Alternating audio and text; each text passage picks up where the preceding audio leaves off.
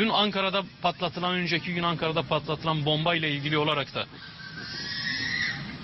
devlet içerisinde kolaylaştırıcı, teşvik edici, bu işi yönlendirici kimselerin olmadığının garantisini kim bize verebilir? Bu kadar şey yaşadık biz.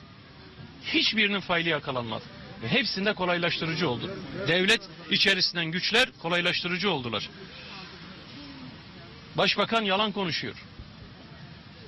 Kendileri IŞİD'le mücadele etmediler. IŞİD'i desteklediler. IŞİD'in işini kolaylaştırdılar. Kime operasyon yaptılar? Kime kelepçe taktılar? Tweet attı diye genç çocuklara. Yürüyüş yaptı diye üniversite öğrencilerine. Onları döve döve gözaltına aldılar. Tek bir IŞİD'linin kelepçelenerek gözaltına alındığını gören var mı? Yok. Bu ülkede İnsan Hakları Derneği yöneticisi olsanız rahat çalışamazsınız. Ama IŞİD üyesi olsanız rahat çalışırsınız. Türkiye öyle bir ülke haline getirildi. Ben devlet failleri derken bilerek konuşuyorum. IŞİD barbarları bu ülkede rahat faaliyet yürütüyor. Eleman kazanıyorlar, kazandırıyorlar. Türkiye'den lojistik sağlıyorlar. Ceplerine para dolduruluyor. Silah veriliyor. İstihbarat sağlanıyor. Türkiye'de bunları bilmeyen yok. O yüzden bu yalancı başbakanın artık bize yönelik terör ithamları, bize yönelik şiddet, terör uzantısı ithamlarını aynen iade ediyoruz. Yeter artık. Terör destekçisi sizsiniz. IŞİD'i besleyen sizsiniz. Biz şiddet dursun diye uğraşan partiyiz. 100.000 insanımız Türkiye'nin her yerinden HDP'yi desteklemek için değil, barış için Ankara'ya geldiler. Aralarında sadece savaş isteyen partilerin temsilcileri yoktu. Çok sayıda partili vardı orada. 20'ye yakın farklı partiden üyeler, insanlar vardı. Hepsi HDP'li değildi.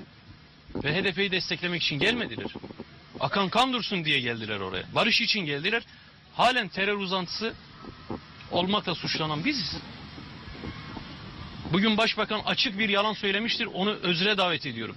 Benim insanlara silahlanın ve ayaklanın şeklinde çağrı yaptığımı ve tweet attığımı, bu konuda tweetlerimin durduğunu söylüyor. Ben istifa etmeye hazırım. Böyle bir çağrım, bu imaya gelecek bir çağrım, bir tweetim olduğunu ortaya koysunlar. Çok sayıda sosyal medya trolleri var. Parayla besledikleri çok sayıda sosyal medya uzmanları var. Ortaya koysunlar. Ben şu akşama kadar istifa edeceğim.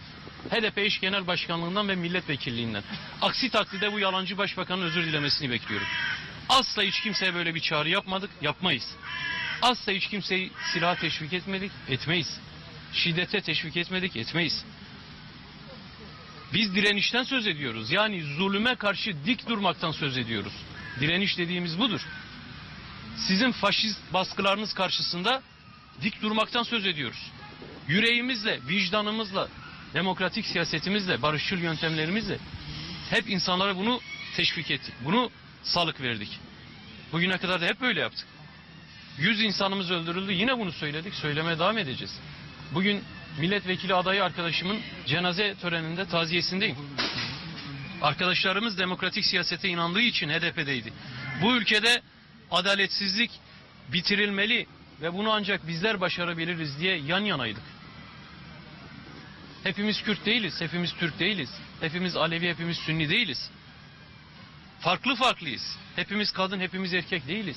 Ama hep birlikte nar gibi barışa inanan yürekli insanlardık. Canla başla burada HDP'nin barış mesajlarını İstanbul sokaklarında ev ev dolaşıp insanlarımıza anlatan bir milletvekili adayımızdı. Ve o günde barış mesajı için Ankara'ya gelmişti.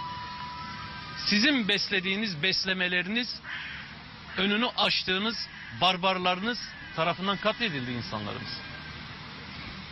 Bize deniyor ki acı karşısında bir araya gelelim. Gelelim. Gelelim tabii ki. Ama kimse bize bu acı karşısında AKP'nin etrafında bir araya gelelim demez. Kimse bize bu hakareti de yapmaz. Halk olarak bir araya gelelim. Hiçbir partinin değil, hiçbir siyasi görüşün değil.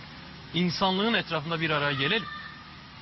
Kimse bize bu katliamları işlemiş, şu anki devlet anlayışının etrafında bir araya gelelim demez.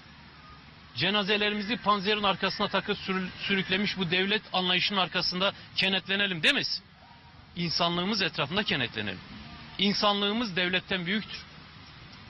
Devlet bizim hizmetkarımızdır, kutsalımız değildir. Devleti eleştirdim diye kimse bana hakarete kalkmasın. Kusura bakmasınlar. Eli kanlıdır bu devlet. Darbe yapmıştır, katliam yapmıştır, suç işlemiştir, işkence yapmıştır. Sağcısına da yapmıştır, solcusuna da yapmıştır. Sünnisine de yapmıştır, Alevisine de yapmıştır. Başörtülüsüne de yapmıştır. Gencine, yaşlısına da yapmıştır. Kimse devleti sütten çıkmış ak kaşık gibi sunmaya kalkışmasın bize ve onun etrafında bir araya gelelim, kenetlenelim falan demesin. Devlet hesap vermek zorunda, hesap. Devleti yönetenler çıkıp halka hesap verecek. Nasıl Ankara'nın göbeğinde bu barbarlar gelip bu bombayı patlatabiliyor? Tek bir istifa yok. Sırıtan bakanlar dışında karşımızda istifa anlayışını, onurunu, haysiyetini taşıyacak bir yönetici yok. Kimse devleti savunmasın bize. Devlet dediğiniz biziz işte. Şudur devlet. Sokaktır devlet. Ankara'daki kepazelik değildir devlet. Halktır, esnaftır, yoksuldur, işçidir, memurdur, gençtir. Madencidir devlet. Ankara'daki soytarılık değil. Kimse bize onu savunup onu kutsal diye yuturmaya çalışmasın. Bunları söylüyorum diye öfkeleniyorlar, biliyorum. Biliyorum. Gerçekler acıdır ama. Gerçekleri söylemeye devam etmemiz lazım. Başka türlü bu kutuplaşma, bu kamplaşma, bu gerilim, bu düşmanlığı başka türlü bitiremeyiz. Gerçekleri konuşacağız. Hakkı, adaleti konuşacağız ki bir arada durabilelim. Başbakan niye acıda birleşmiyoruz diyor. Demirtaş'ı aramam diyor tabii ki. Devleti suçladı diyor. Çünkü devleti kendi malı olarak görüyor. Malı. Nasıl sen benim devletimi suçlarsın diyor. Kendi babasının aşağı malı olarak görüyor. Olur mu ya böyle bir şey? Devlet halkın malıdır. Siz el koydunuz ona. El koyduğunuz devleti Gladio kontra devleti haline getirdiniz. Geçmişte de öyleydi, siz de yaptınız. İşte biz onu sorumlu tutuyoruz. Bu insanlar size vergi veriyorlar, bak. Bak, şehit olan kardeşimin akrabaları hepsi vergi veriyorlar. Niye veriyorlar? Senden eğitim hizmeti, güvenlik hizmeti, adalet hizmeti almak için vergi veriyorlar. Sen o yüzden devletsin. Yapmıyorsun ama onu. Yapmıyorsun. Onları korumuyorsun. Onlar senin gibi düşünmüyor diye copluyorsun. Gaz atıyorsun onlara, tutukluyorsun onları. Onlar senin dilinden değil diye onların dilinde eğitim vermiyorsun onlara. Onlar senin partine bağlı değil diye adaletli yargılamıyorsun onları mahkemelerinde. O yüzden suçlu bir devletsin. Hesap vermek zorundasın. Sen kendi parti mitinglerini on binlerce polisle korurken vergi aldığın bu insanların mitingini korumasız, savunmasız bırakıyorsun. O yüzden suçlusun, suçlu. Bunları örtmeye çalışamazsınız. Beni suçlayarak, hedefe koyarak, neredeyse katliamı Demirtaş yaptığı noktasına getirerek kendinizi sıyıramazsınız bu işten. Biz eğer ki Diyarbakır bombalamasını layıkıyla soruşturmuş, IŞİD'e karşı layıkıyla mücadele etmiş bir başbakan görseydik, Suruç katliamından sonra sorumluları arkasında kim varsa yakalamış ve IŞİD'e karşı kahramanca direnmiş bir başbakan olarak görseydik karşımızda seni, Ankara saldırısından sonra biz ilk sana koşardık. Gel Sayın Başbakan, gel el ele verelim, gel ülkemizin üzerindeki bu felaketle birlikte baş edelim derdik. Fakat sen IŞİD'e katılanlara neredeyse tebrik etmiş bir başbakansın ya. Biz nasıl sana koşalım? Nasıl senden medet umalım? Bizimle görüşmemiş de efendim şunu demişiz de görüşmemiş. Geçici bir başbakansın. 2 Kasım ola hayrola.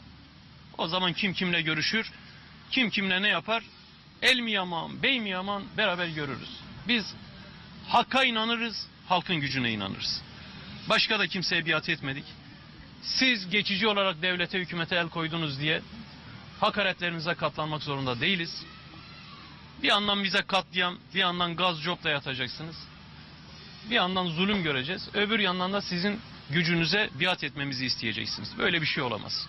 Biz Türkiye toplumunun tamamına, halkımızın tamamına ayrım gözetmeksizin canımızı kurban ederiz. Ama sizin zulmünüz karşısında kirpiğimizi kırpmayız. Değil dizimizi bükmek, kirpiğimizi kırpmayız. Bunu da böyle bilin. Bundan da emin olun. Değerli kardeşlerim, ben sizlere şunu söyleyebilirim bu acılı günlerde. Acılar gelir geçer. Paylaşılır, paylaşıldıkça azalır, gelip geçer. Kalıcı olan dostluklardır, baki olan insanlığımızdır. Asla bunu yitirmeyelim. Asla. İntikamla, kin duygusuyla hareket etmeyelim. Bilelim ki Türkiye'nin ezilenleri hep acı çektik. Hep. Tarihimiz boyunca. Başka kimlikler de acı çekti. Başkaları da. Hep. Bu kısır döngüden çıkmanın tek yolu el ele vermektir. Bugünlerde acılarımız etrafında, insanlığımız etrafında buluşalım. HDP'nin etrafında demiyorum. Şu siyasi anlayışın, şu kimliğin demiyorum. İnsani değerler, insan. Anamızdan doğduğumuz günkü gibi, insan olarak. Allah'ın bizi yarattığı anki gibi. O değerlerin etrafında buluşalım. Önce insanız, onu unutmayalım. Göreceksiniz bu acılı günlerimiz de geçecek. Ve bizler barışa inananlar, barış için Ankara'ya giden yoldaşlarımızın hatırına, onların emanetine, onların mirasına sahip çıkma adına bunu başaracağız. Ülkemize barışı getireceğiz. Umudunuzu kaybetmeyin. Bizi ayakta tutacak en güçlü değerimizdir. Heyecanımız, umudumuzdur. Lütfen bunu kaybetmeyin. Hepimizin başı sağ olsun. Hepinize sabır diliyorum. Allah'tan rahmet diliyorum. Milletvekili adayımıza, bütün yoldaşlarımıza. Onlar artık Allah'a emanettir. Mekanları cennet olsun inşallah. Kalanlara sabır diliyorum. Hepinize çok teşekkür ediyorum. Sağ olun kardeşim.